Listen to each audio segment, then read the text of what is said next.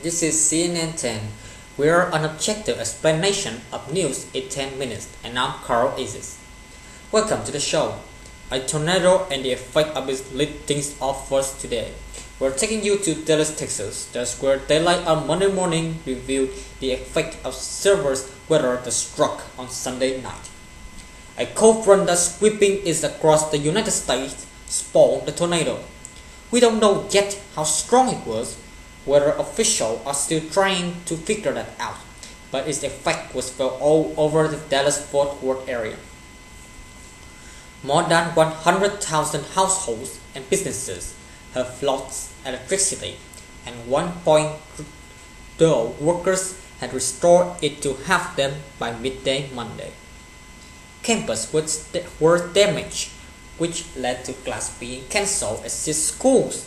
On Monday at Dallas Fire Station, high winds blew up Moses roof.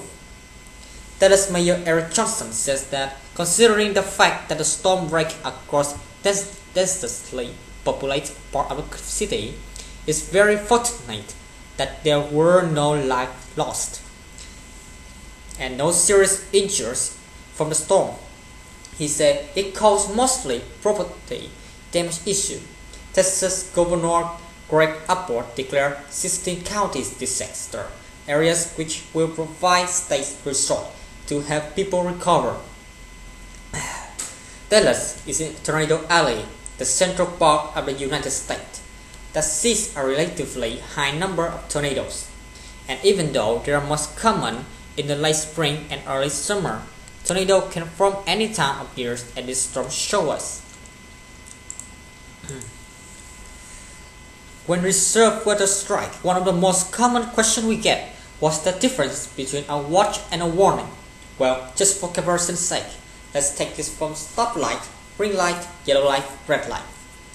Sometimes the National Weather Service will issue a hazardous weather outlook. An advisory treats this as a green light. Know that the possibility of rough weather is there, but go about your day as you would, just stay alert. But the conditions tend to ripen. We may see a tornado watch issued by the National Weather Service, which is more caution. This means conditions are favorable for tornado development, and so you need to know what you should do in case a tornado strikes. That's where the warning comes in. If the radar has indicated a tornado or someone has spotted a tornado in progress, that's when a tornado warning is issued, and you should get to your safe place immediately. Stop what you're doing and seek shelter. 10-second trivia.